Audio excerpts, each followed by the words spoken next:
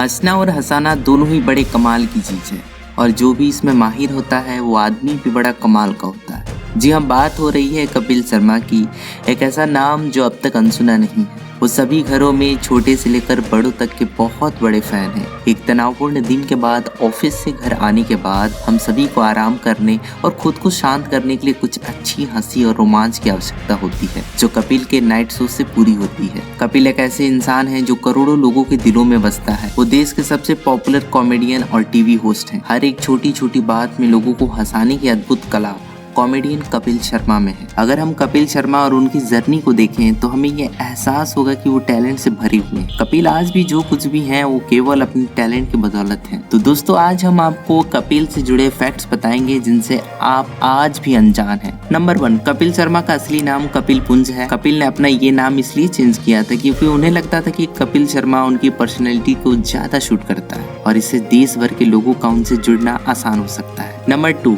कपिल की ज्यादातर family police force में रही है, यहाँ तक कि उनके पिता भी पंजाब पुलिस में हेड कांस्टेबल के पोस्ट पर नौकरी किया करते थे। नंबर 3, कपिल अपने हाई स्कूल और कॉलेज के दिनों में कई जगह पार्ट टाइम काम कर चुके हैं। उन्होंने कपड़े की दुकान पर, पीसीओ पर, जनरल स्टोर पर काम किया है।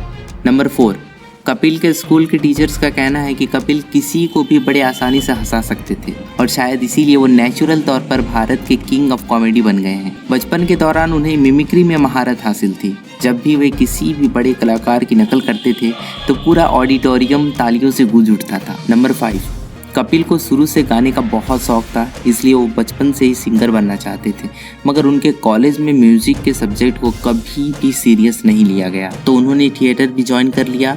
उन्हें लगा कि यहाँ एक्टिंग के साथ साथ गाने को भी मिल जाएगा। नंबर 6, कपिल कॉमेडी से पहले एक फिल्म का हिस्सा भी रह चुके हैं जिसका नाम है भावनाओं को समझो। ये एक होम वीडियो फिल्म थी जो थिएटर्स में रिलीज नहीं की गई, जो सीधा डीवीडीज और वीसीडीज के थ्रू रिलीज की गई। नंबर 7, कपिल के पॉपुलर होने से पहले ही साल 2004 में उनके फादर की डेथ हो गई।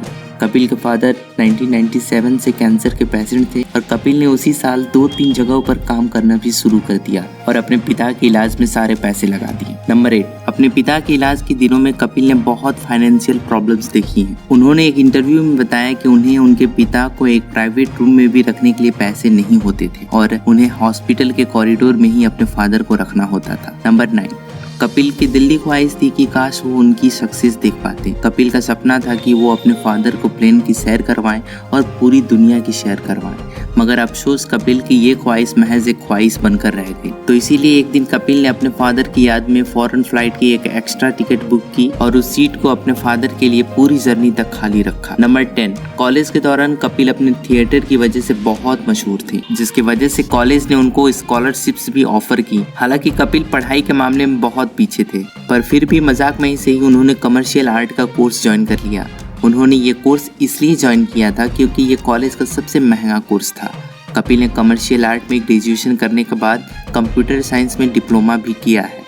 उनका कहना है कि दोनों ही कोर्सेज में उन्होंने कोई क्लास नहीं किया, बस यूं ही कॉलेज को थिएटर कंपटीशन में रिप्रेजेंट करने के लिए ये कोर्स लिए थे। नंबर 11, अपनी कॉलेज खत्म करने के बाद कपिल को खुद के लिए नौकरी तलाशने के लिए मुश्किलें आईं। इस दौरान उन्होंने पंजाबी ग्रुप के कोरस ग्रुप में भी काम किया है, जहां वो किसी की शादी, फंक्शन, फेस्टिवल में जाकर परफॉर्म करते थे, जिसके लिए उन्हें पर शो के 300 रुपया मिला करते थे। नंबर 12, कपिल की मां ने एक इंटरव्यू में बताया कि जब कपिल के फादर की डेथ हो गई तो उनके इलाज में ही सारे पैसे लग गए थे।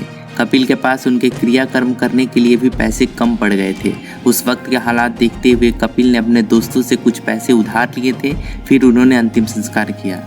नंबर 13, अपने फादर की डेथ के बाद कपिल ने एक पंजाबी स्टैंड अप कॉमेडी में हिस्सा लिया था जिसका नाम हंसते रहो था। इस शो में कपिल रनर अप रहे थे। बस यहीं से कपिल ने ये सोच लिया था कि वे अपने एक्टिंग या म्यूजिकल कोर्स के इतर केवल स्टैंड अप कॉमेडी पर ही ध्यान देंगे। नंबर 14, कपिल जब टीवी इंडस्ट्री में अपना नाम बनाने की कोशिश कर रहे थे तो उन्होंने the great Indian laughter challenge में ऑडिशन दिया, पर वहां उन्हें रिजेक्ट कर दिया गया। पर इसके बावजूद भी उन्होंने दूसरी सिटी में जाकर ऑडिशन दिया, जिसकी वजह से उनकी सिलेक्शन भी हुई और कपिल उस शो के विनर भी रहे। नंबर 15, कपिल के लाइफ में the great Indian laughter challenge एक बहुत ही क्रिटिकल टाइम पर आया था। वो उस समय बहुत बड़े फाइनेंशियल प्रॉब्लम से गुजर रहे थे। उसी समय उनकी बहन की शादी भी होने वाली थी। तो जब कपिल ने the great Indian laughter challenge के विनर बने तो जीते हुए रुपए से कपिल ने अपने बहन की शादी की और बाद में धीरे धीरे उनकी फाइनेंशियल प्रॉब्लम्स भी दूर हो गई। Number 16, Chandrachud the Kapil Sharma show में एक नौकर का कैरेक्टर प्ले करते हुए नजर आते हैं। दरअसल वो कपिल के बचपन के सबसे खास दोस्त हैं। दोनों ने अपनी स्कूलिंग और थिएटर साथ ही किया है और कपिल से पहले वो चंदू ही थे जिनका the great Indian laughter challenge में सिलेक्शन हुआ था। नंबर 17, बाबा जी का ठुल्लू एक ऐसी लाइन है जो कपिल ने बहुत पॉपुलर किया है। उन्होंने इस बात को इंटरव्यू में बताया था कि यह लाइन शो के दौरान उनके मुंह से यूं ही निकल गया था, यह लाइन कभी स्क्रिप्टेड नहीं था। नंबर 18, जब कपिल और सुनील ग्रोवर की लड़ाई हुई थी तो सुनने में आया था कि कपिल ने अपना जूता फेंककर सुनील को मारा था, पर कपिल के माने तो कपिल ने कहा कि ऐसा कुछ हुआ ही नहीं था। उन्होंने अपनी ये बात फिरंगी मूवी के ट्रेलर लॉन्च के दौरान कहा था। उन्होंने कहा कि बुरा मुझे इस बात का नहीं लगा कि मीडिया में मेरे बारे में क्या क्या बोला गया, बुरा मुझे तब लगा जब टीम के किसी भी मेंबर ने ये क्लैरिफाई तक नहीं किया कि वहाँ ऐसा कुछ हुआ था या नहीं। बस उसी झगड़े से आज तक दोनों ने एक साथ काम नहीं किया है, जिससे कपिल के शो की टीआरपी भी गिर गई। नंबर 19, कपिल अपने कॉमेडियन होने का क्रेडिट अपने माँ और पिता को देते हैं। उनका कहना है कि वो बचपन से ही सीरियस थे, मगर उनके मम्मी पापा हमेशा से ही हंसमुख रहे हैं। उनकी माँ आज भी कहती हैं कि पता नहीं ये कॉमेडियन कहाँ से बन गया।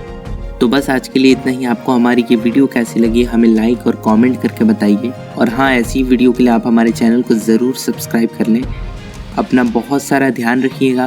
वीडियो को यहाँ तक देखने के लिए आपका बहुत धन्यवाद। कपिल जी कैसे लगे आपको?